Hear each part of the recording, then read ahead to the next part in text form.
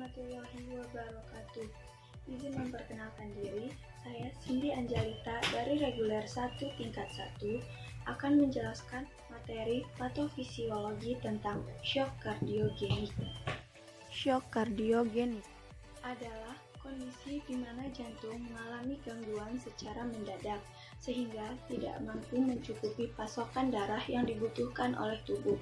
Walaupun jarang terjadi, kondisi ini umumnya merupakan komplikasi dari serangan jantung dan membutuhkan pengobatan segera. Gejala shock kardiogenik. Gejala shock kardiogenik mirip dengan gejala gagal jantung, namun lebih serius. Beberapa indikasi umum yang patut kita waspadai meliputi napas sesak dan pendek, takikardia atau berdebar-debar, denyut nadi melemah, nyeri dada, pucat, serta tangan dan kaki terasa dingin, linglung atau gelisah serta berkeringat, hilang kesadaran atau pingsan, dan juga frekuensi buang air kecil berkurang atau sama sekali tidak buang air kecil.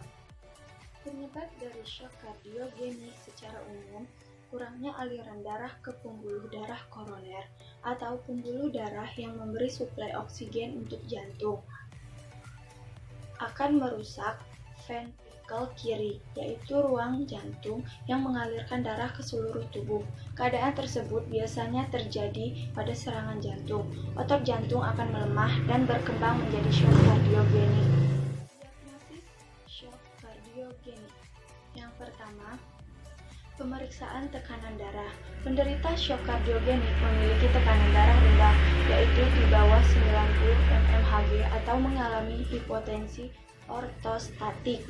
Yang kedua, elektrokardiogram dilakukan untuk mengetahui aktivitas listrik pada jantung dengan menempelkan beberapa alat pada dada, pergelangan tangan, dan kaki. Yang ketiga, röntgen dada dilakukan untuk memeriksa struktur fisik serta ukuran jantung. Yang keempat, tes darah.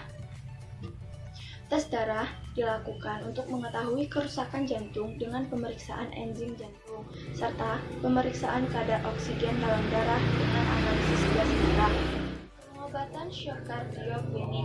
Shock kardiogenik termasuk dalam kondisi gawat darurat. Oleh sebab itu, penanganannya dilakukan di rumah sakit dan dirawat di ruang rawat intensif. Pencegahan shock kardiogenik. Mencegah serangan jantung merupakan langkah utama untuk menghindari shock kardiogenik. Terdapat banyak langkah pencegahan sederhana yang bisa kita lakukan. Di antaranya ialah menerapkan gaya hidup sehat. Beberapa contoh gaya hidup sehat seperti berolahraga teratur, mengusahakan berat badan ideal, dan juga mengurangi makanan berlemak. Lalu, mengendalikan penyakit-penyakit yang meningkatkan resiko penyakit jantung seperti hipertensi, diabetes, dan juga kolesterol tinggi, merupakan penyakit yang dapat meningkatkan resiko penyakit jantung. Patofisiologi shock kardiogenik. Curah jantung. Di dalam curah jantung terdapat kompensasi aldosteron, ADH, dan juga kompensasi pelepasan katekolamin. Di dalam kompensasi aldosteron terdapat volume darah adekuat dan juga di dalam kompensasi pelepasan katekolamin terdapat SV. Volume darah adekuat meliputi preload, struk volume dan HR, kebutuhan oksigen miokard, curah jantung, perfusi jaringan, dan juga kerusakan metabolisme sel dan disfungsi miokard. Kompensasi pelepasan katekolamin juga bisa meliputi dari preload, struk, volume, dan HR. Selain itu, preload, struk, volume, dan HR juga terdapat edema sistematik dan pulmonal dan juga dispena. Di dalam perfusi jaringan terdapat iskemia, dan iskemia pun akan menuju kepada kerusakan metabolisme sel. Mungkin hanya itu yang bisa saya sampaikan.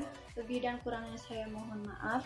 Saya akhiri. Wassalamualaikum warahmatullahi wabarakatuh.